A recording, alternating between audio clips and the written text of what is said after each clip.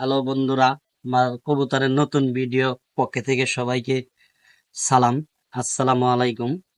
আমি একটা মাক্সি রেসার নিয়ে কথা বলতে চাচ্ছি।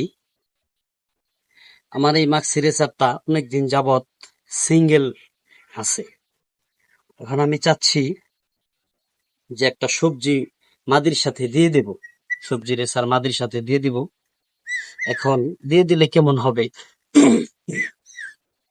ভাবলাম। এতদিন যাবত তো সিঙ্গেল কবুতর রাখার প্রয়োজন নাই, কারণ এই নটটা আমার বাড়ির সেই একটা নর। আর চোখটা দেখায়, আর শেপটা দেখেন, সে একটা শেপ। প্রচুর আকারে ডিম বাচ্চা করছে এই নটটা। এখন একটা মাদির অভাবে নটটা সিঙ্গেল পইরা আছে। যদি এতদিন যাবত মাদি থাকতো তাহলে ডিম দিয়ে দিত।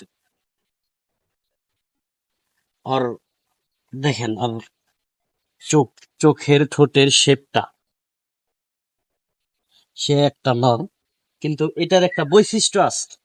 বৈশিষ্ট্য যেমন, এটা দিয়ে আমি, ওর যে বাবা ছিল, দাদা ছিল, অথবা ওর যে বাবা ছিল, ও 100 কিলো রেস দেওয়া।